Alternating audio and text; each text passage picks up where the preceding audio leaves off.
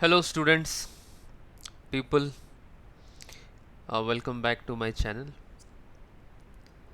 So in the last video lecture, uh, we we have started with we have started writing dimensional formulas for several physical quantities.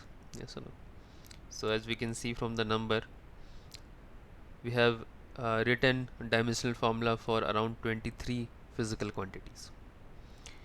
So in this lecture, we will see a dimensional formula for few more physical quantities, and then we'll go for other applications of dimensional analysis, or just the we'll be starting with the applications of dimensional analysis. So the next physical quantity, let us see what we have here.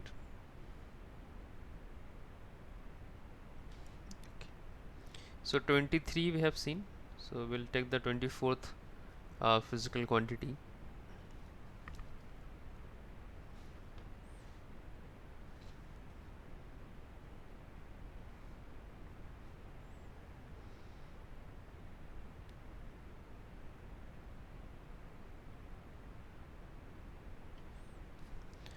That is electric permittivity.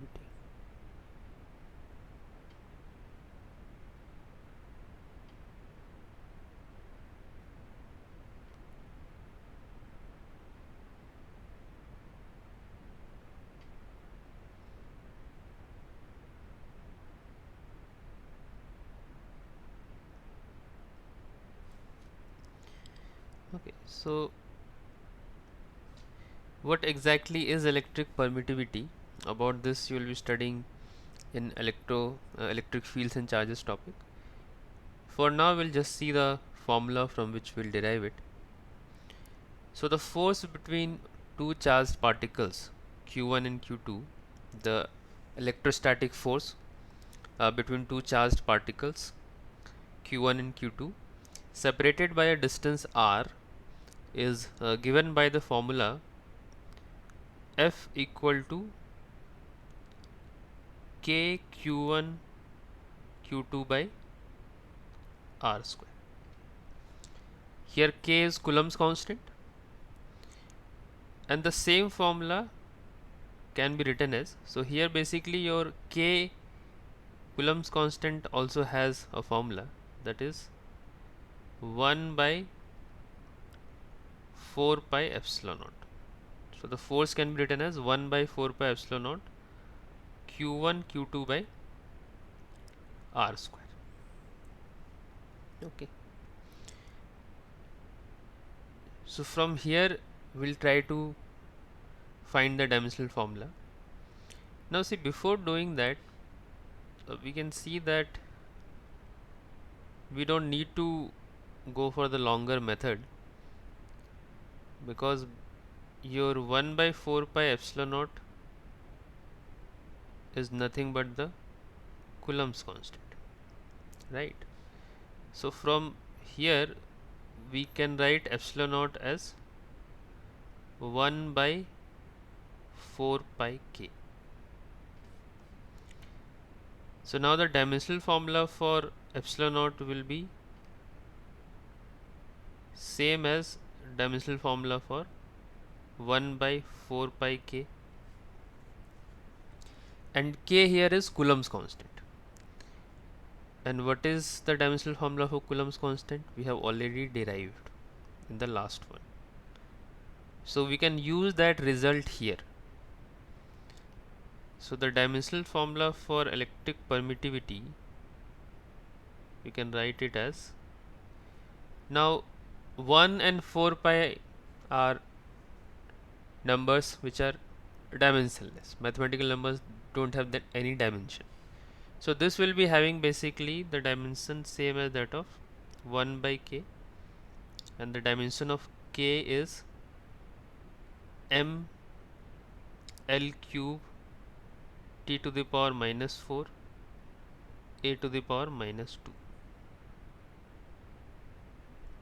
Okay, so which can be further simplified and written as, the dimensional formula for epsilon naught will get it as m to the power minus 1 L to the power minus 3 T to the power 4 A square. Okay. So this is the required dimensional formula. Okay. Now let us see the next physical quantity, that is coefficient of viscosity.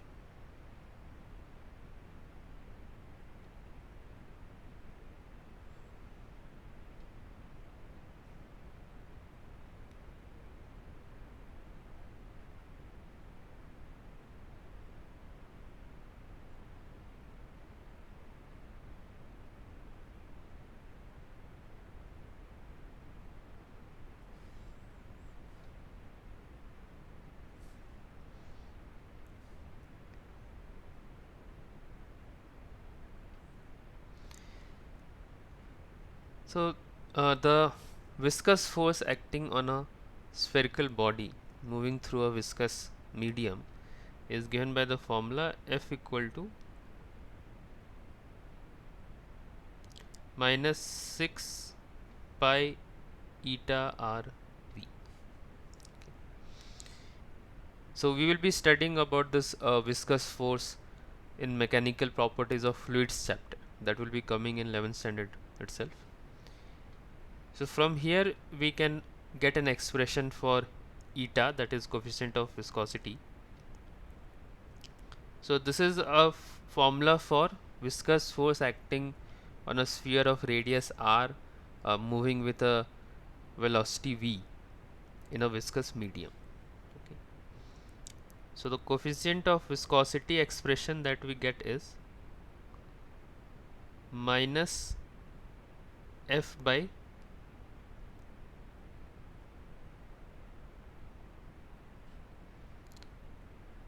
six pi r v. Okay. So now the dimensional formula for coefficient of viscosity will be same as dimensional formula for this particular expression. Okay.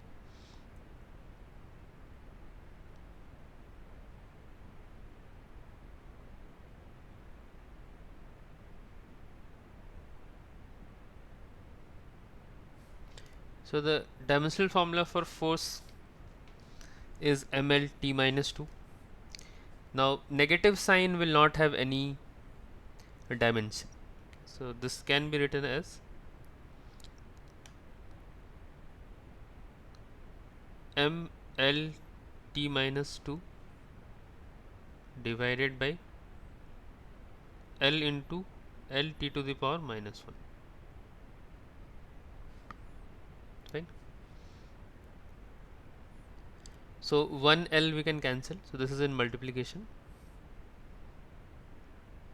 So upon simplification, the dimensional formula for coefficient of viscosity becomes m L to the power minus 1 t to the power minus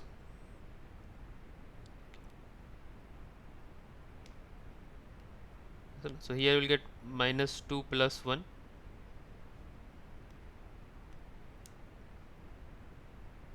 So which will get further simplified.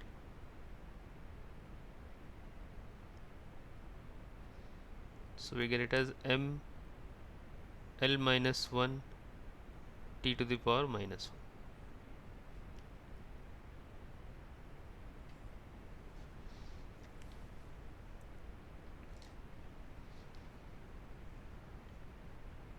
Okay. So let us go for the next physical quantity.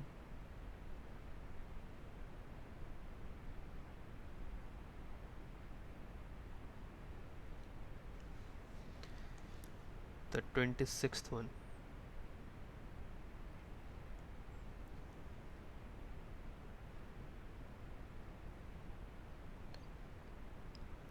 So this physical quantity is spring constant.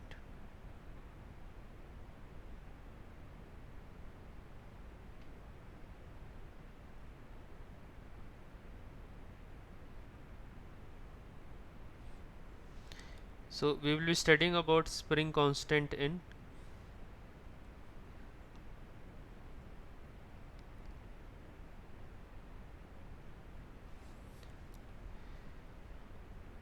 laws of motion topic in detail. So here let us get a small idea.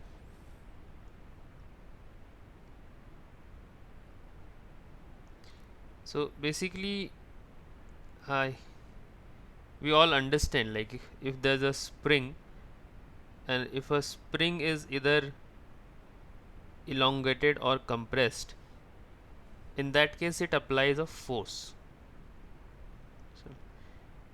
So if a spring is compressed, it applies force in outward direction, and if a spring is elongated, then it applies force in inward direction. It will try to pull it back. Like suppose this is a block which is attached to a spring of spring constant K, and if you compress this block towards left,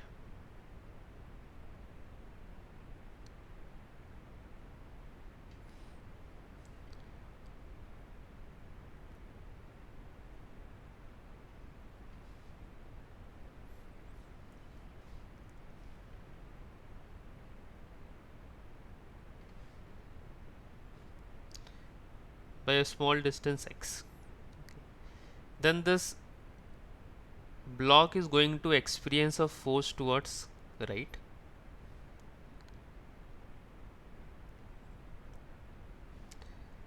and this force value is equal to K into x. Okay. So here K is a spring constant which depends upon the material of the spring. So you can understand that if the spring is made of some metal and if it is made of some spring, so if we'll compare these two, for the same compression, a spring made of metal will apply more force, whereas a spring made of plastic is going to apply less force. So this force value will be equal to K into x.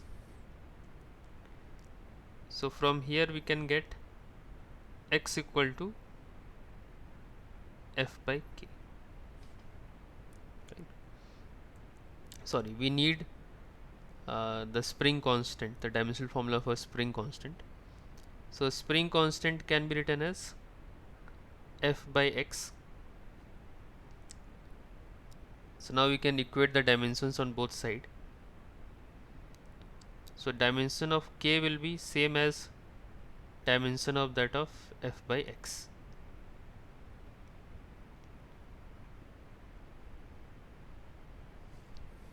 Fine.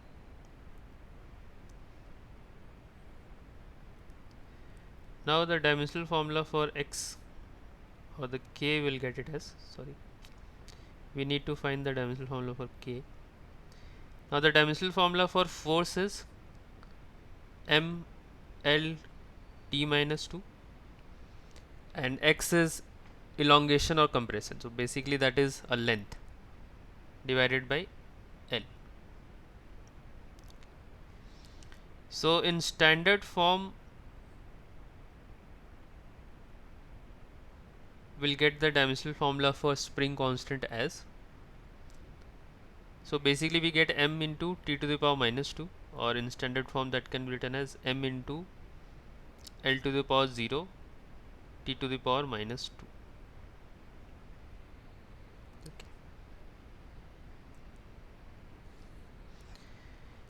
2. Next physical quantity, let us see 27 one,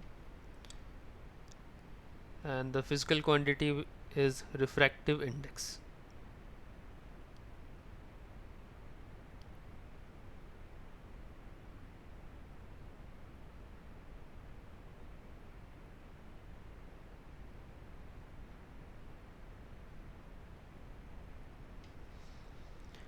Okay, so you must have studied about refractive index in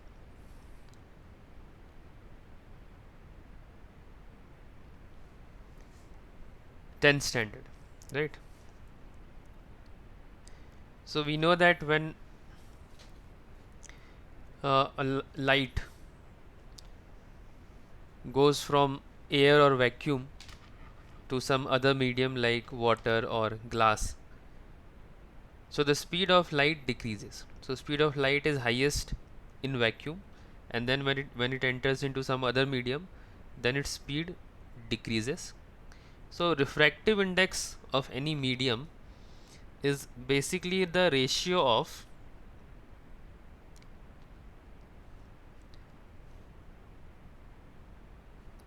speed of light in air or vacuum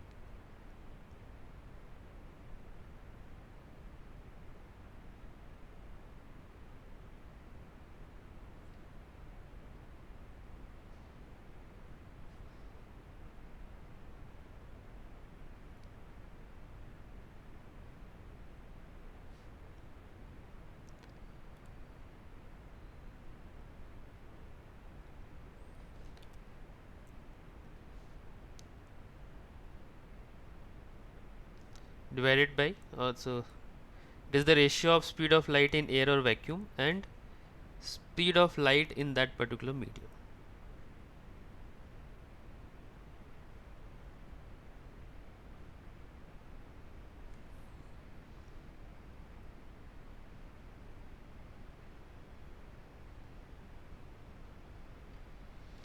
Okay.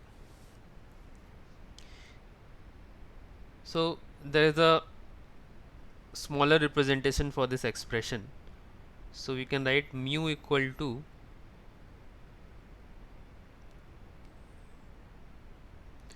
c by v.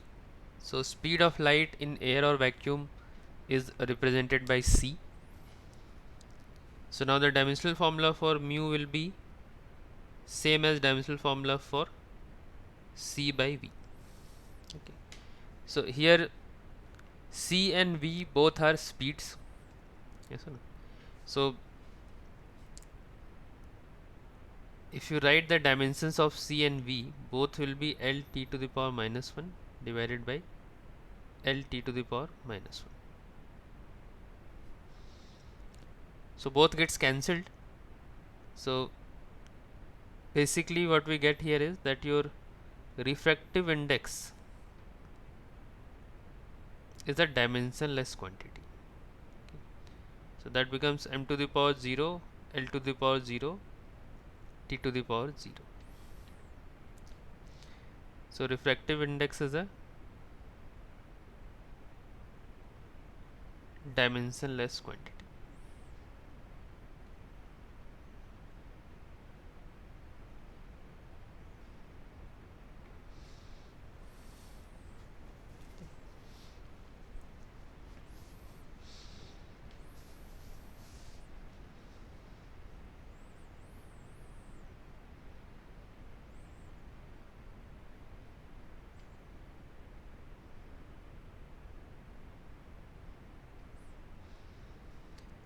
So one last physical quantity let us see, that is coefficient of friction.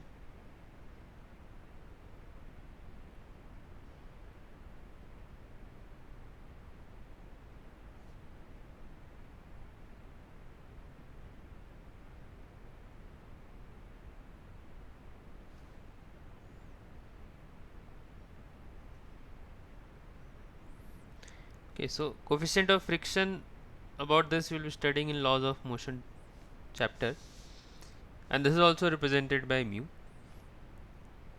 So we have a formula for friction force, and the friction force formula is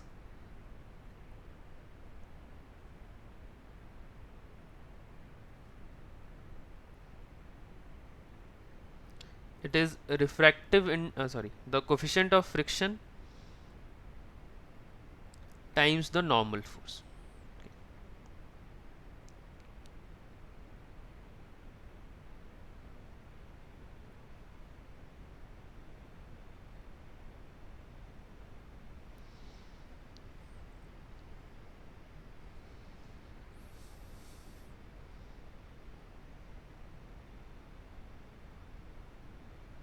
So F equal to mu into N.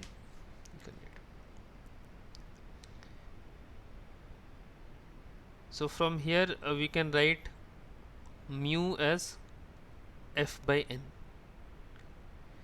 F is friction force here and N is normal force.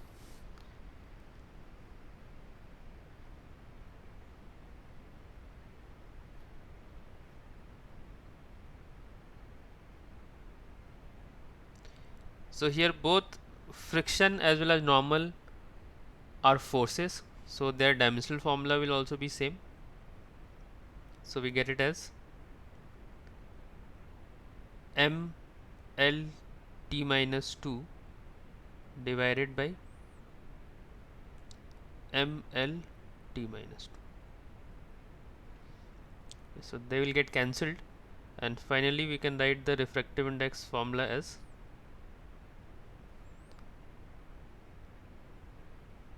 m to the power 0, l to the power 0, t to the power 0.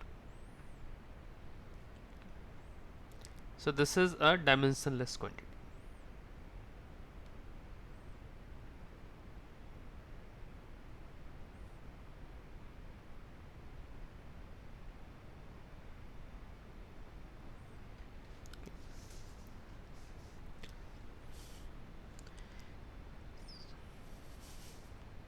So before proceeding further,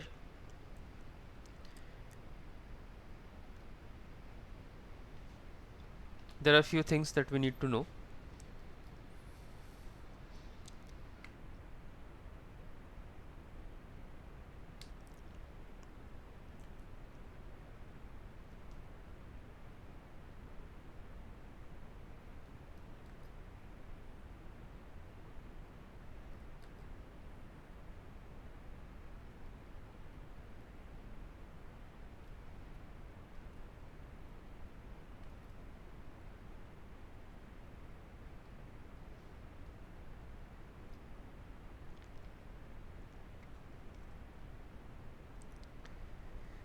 Next topic we'll see dimensional analysis and its application.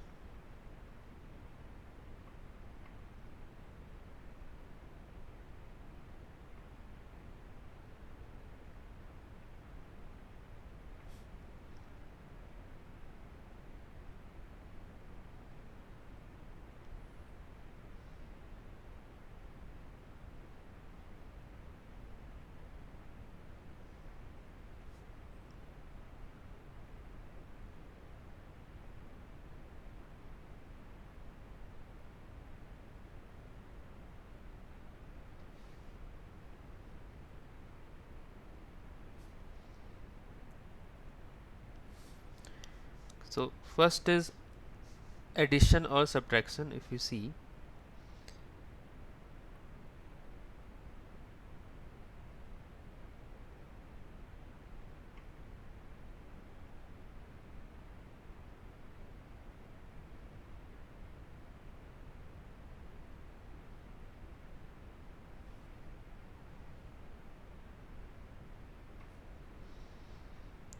so if you are adding or subtracting any two physical quantities, okay, so suppose if we have a plus b or a minus b,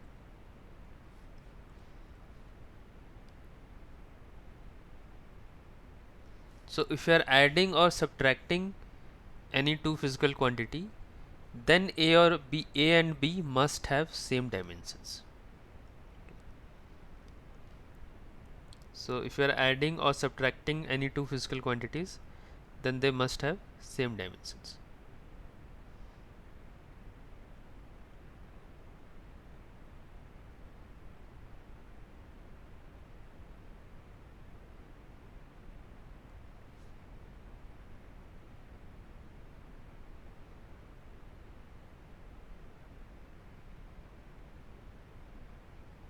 Okay, so you can add mass with mass, you can add length with length, you can add force with force, yes or no?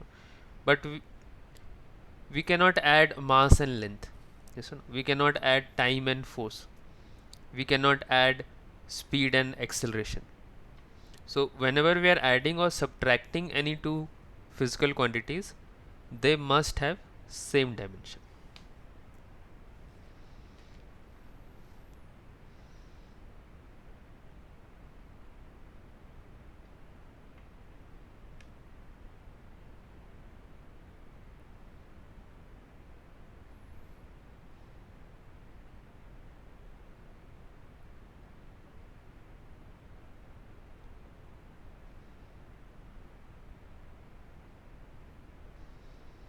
Okay. Next is multiplication and division.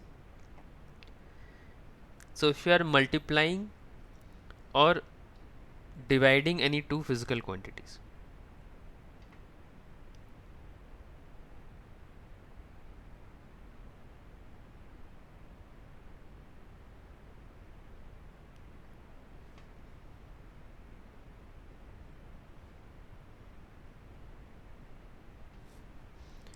okay, so if you are multiplying or dividing any two physical quantities, then A and B may or may not have same dimension.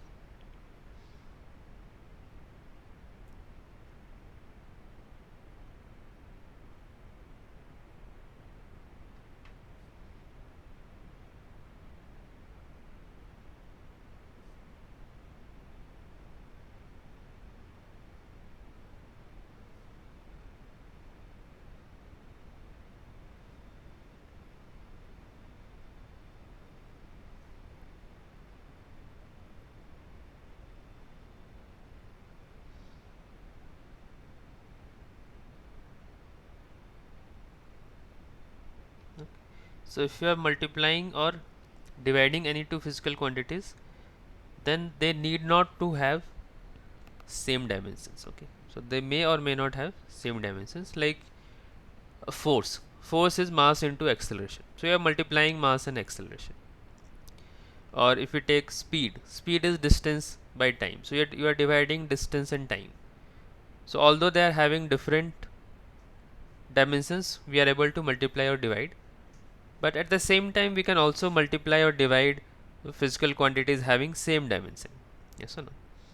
For example, area is length into breadth, so both are having same dimension and we are able to multiply. Refractive index, yes or no? Speed of light in air or vacuum divided by speed of light in that particular medium. So again we are dividing two physical quantities having same dimension. Okay, so for division or multiplication, if you are dividing or multiplying any two physical quantities, in that case they may or may not have same dimensions. Okay, now let us see the applications of dimensional analysis. So we'll see the first application.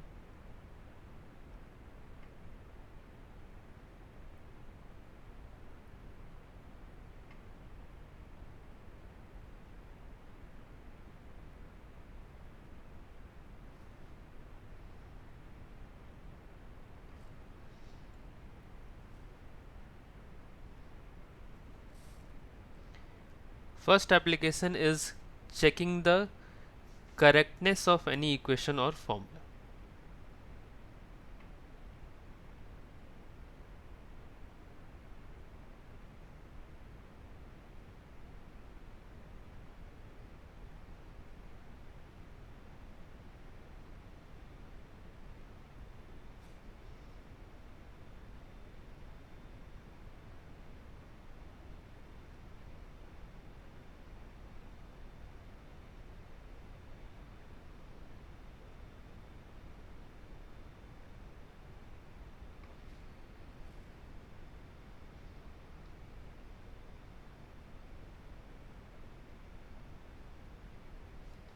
Okay,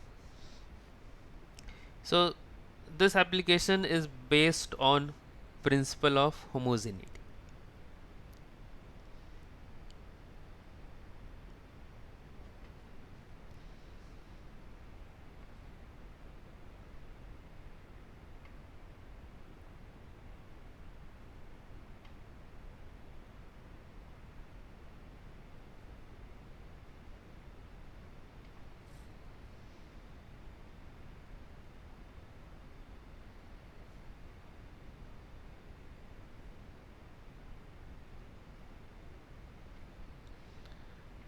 Principle of homogeneity states that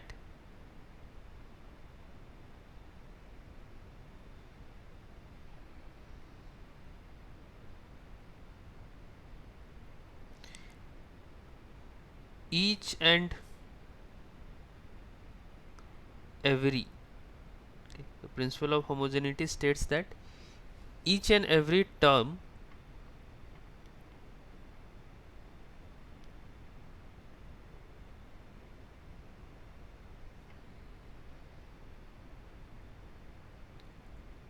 in a mathematical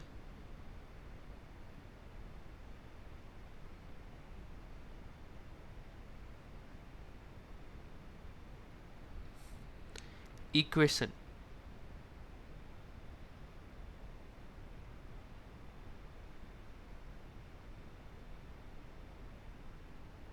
must have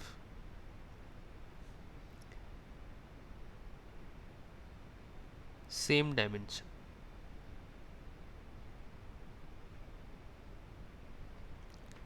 So each and every term in any mathematical equation or formula that you know, it must have same dimension. For example,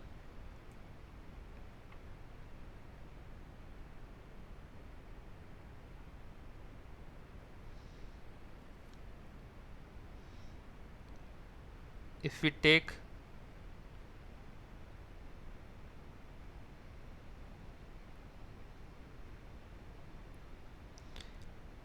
v equal to u plus at, yes, we have these equations of motion. Here v is, so this equation is valid for a body moving with constant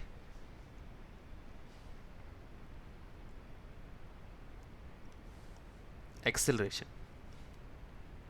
You must have studied about this in 9th standard. So if you see v equal to u plus at, this is the equation, that is the correct equation we know. So according to the principle of homogeneity, each and every term here must have same dimension. Okay. So here v will be one term, u will be one term, and this at will be a term. Okay, a and t will not be taking as a separate term. So you see that if we have any combination of multiplication and division separated by subtraction or addition, then that combination of multiplication and division will be taken as a single term. Okay. So we need to verify that each and every term here must have same dimension. Okay. So let us check whether they have same dimension or not. The dimensional formula for v, what will that be? So v is final velocity. So both velocity and speed have same dimension. So it becomes L t to the power minus 1.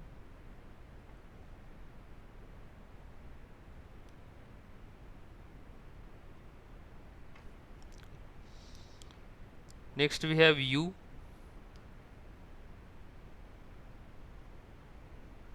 U is initial velocity. So again this is also gonna have the same dimension.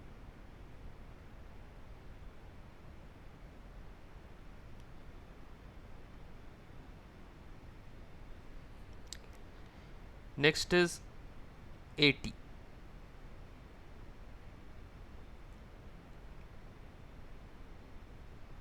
So here a is acceleration and t is time. So the dimensional formula for acceleration is L t to the power minus 2, and for time we'll get t. Okay. So here in this example what we had to verify,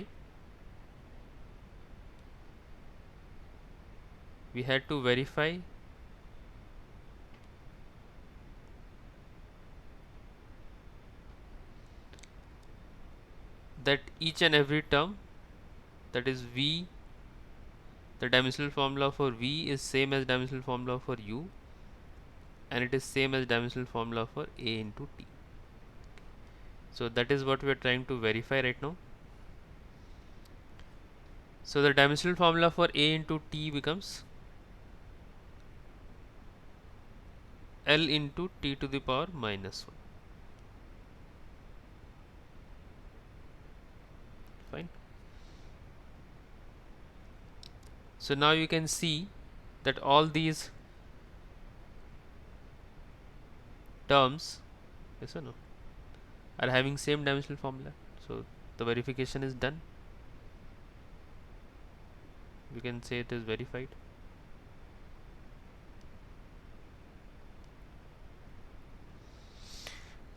Fine. Same way we can take any other expression. For example, let us take the next equation of motion itself. The next equation of motion that we have is s equal to ut plus half at square. So we can verify for that. Right.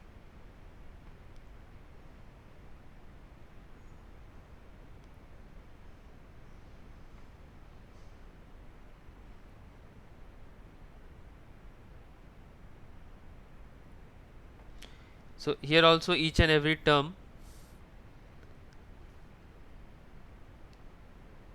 should have same dimension, right?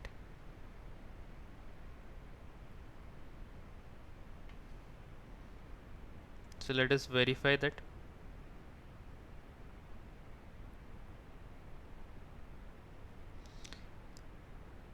Dimensional formula for S. S is displacement. So its dimensional formula will be same as that of length. Okay. Next we have ut. So u is initial velocity and t is time. So we can write it as L t to the power minus 1 into t. So its dimensional formula will become L. Right.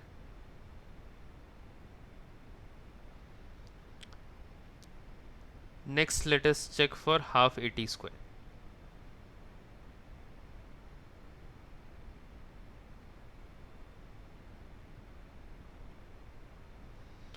Here half is a mathematical number. Okay, mathematical number or mathematical constants, they don't have any dimensional formula. So half will be ignored.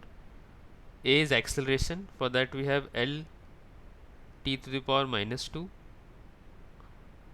into t square for time square. Right. So you can see which upon simplification will get it as L itself. So here again we can see that all these three terms are having same dimensions, right? The dimension of S is same as the dimension of ut, and it is same as the dimension of half at square. Okay, so let us do one more verification. That is for one more equation of motion that we have. V square equal to u square plus 2as.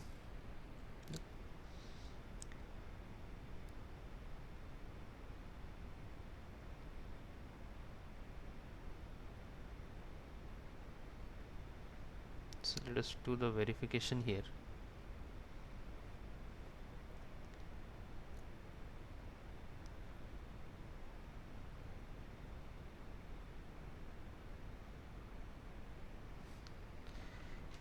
The dimensional formula for v square. So v is speed here, the final velocity, so it will have same dimensional formula that of speed. The dimensional formula for speed we have L, or velocity we have L t to the power minus 1, and here we have square of that. So that becomes L square t to the power minus 2. Next, let us take u square.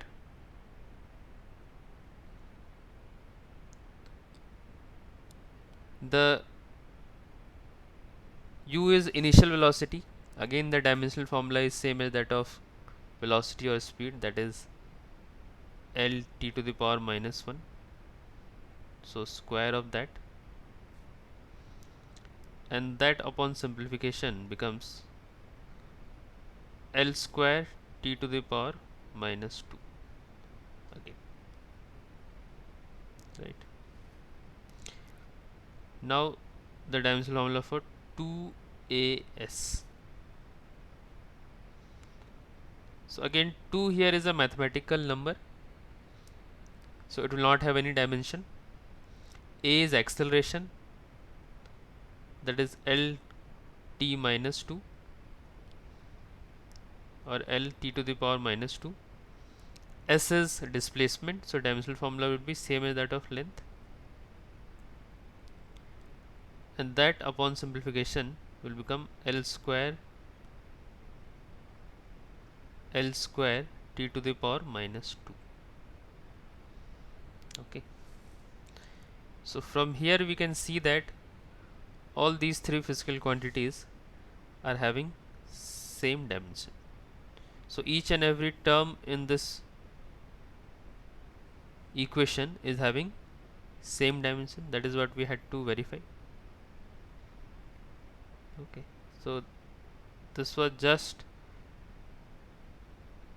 few examples. So these were few examples to understand the principle of homogeneity. Okay, so we have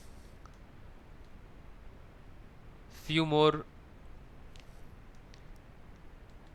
applications of dimensional analysis. At the same time, we need to see few questions as well. Okay, so that we will see in the next video. Okay, so I'll end this video here. I hope that this video will be useful for you, and if you find the pace of video to be slow, so once again I will say that you can increase the speed. In YouTube you have an option to watch the video at 1.5x, 1.25x, 1.5x, 1.75x or 2x. So if you feel that the video is slow, you can speed the, you can speed up, you can increase the pace so that you are comfortable with it. Okay, okay students, thank you. So we'll see you in the next video. Thank you for watching.